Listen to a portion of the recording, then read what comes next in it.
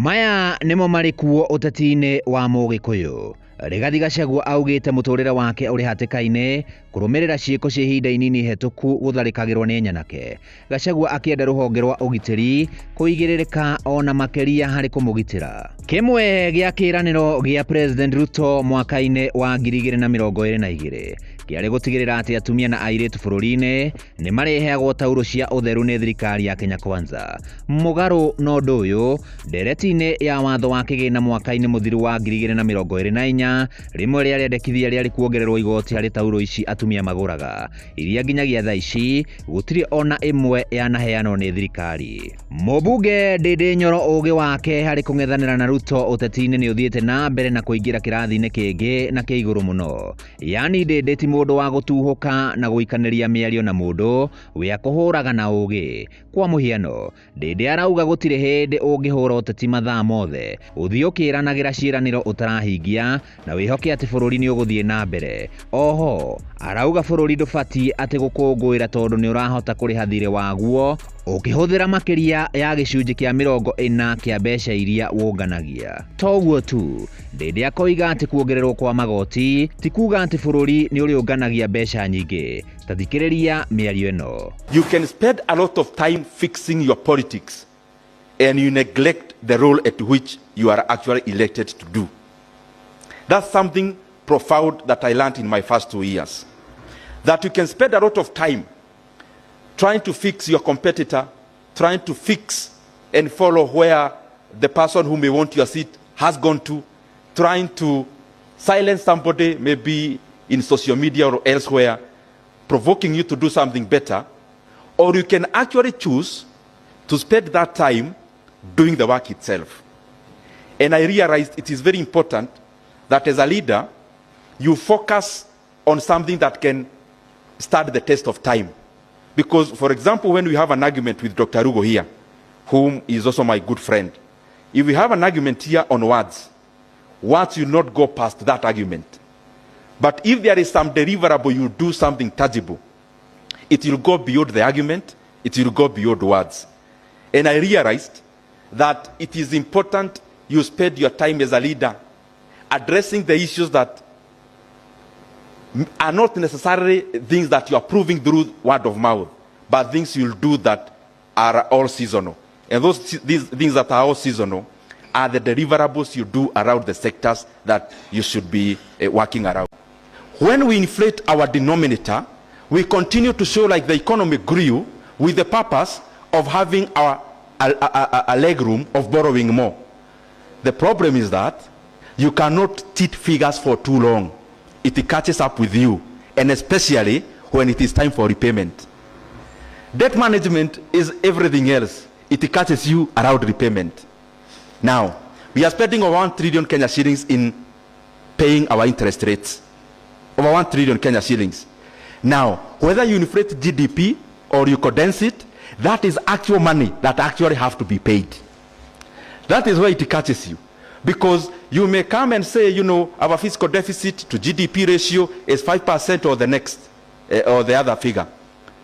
That's fine, it goes to the books. It will catch up with you when it's time for repayment. The other things I want you to, I'm just provoking your mind so that you go research further. I saw headlines in our newspapers the other day, in jubilation, that we have done a very good thing, because in that year of 20, I think last year or thereabout, we were able to repay our Eurobond. And the people in this hall, because I can see you are able to dig deeper.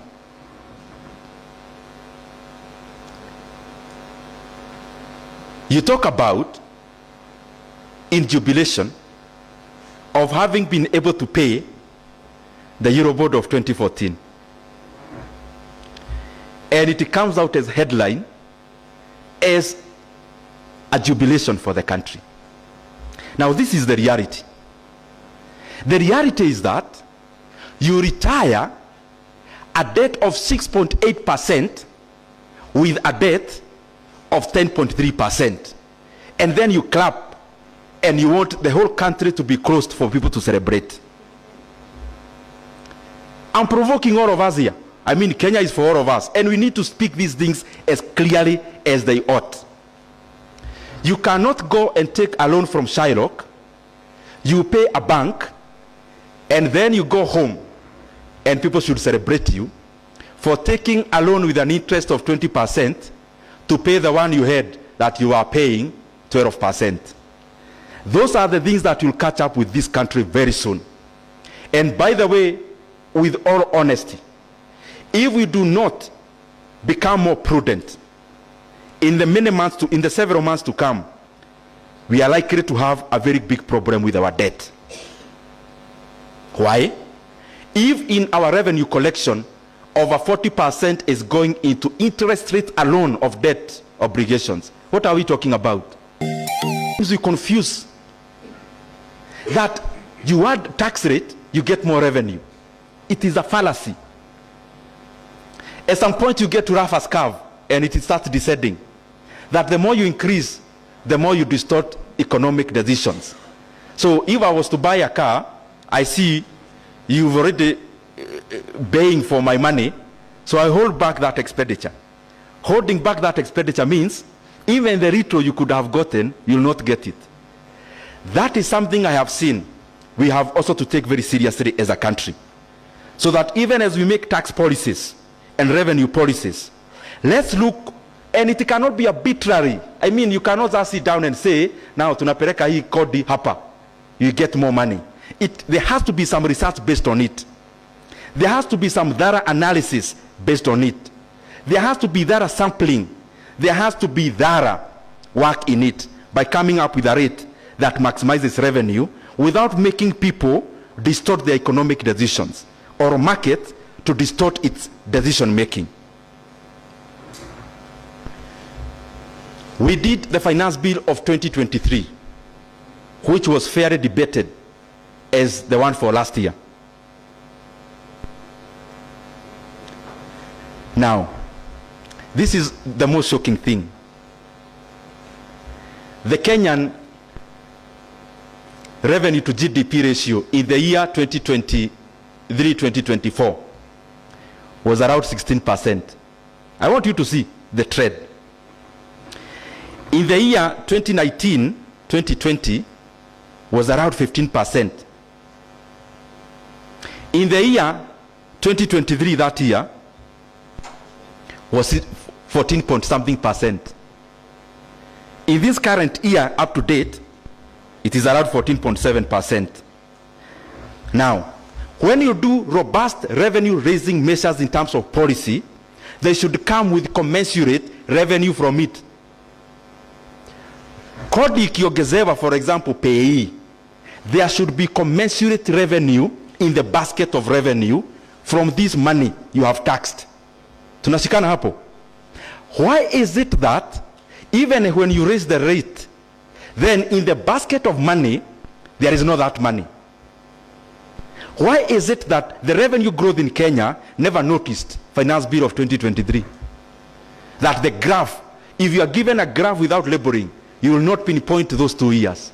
You will not see them. Because the revenue never changed other than the ordinary changes it usually has. I'm talking about that analysis of revenue maximizing tax rate. Why is it that even when we have a very corrosive, when we have a very debatable policy around tax and it passes, why is it that we cannot see this money in the other side? Possibly this could be the reason.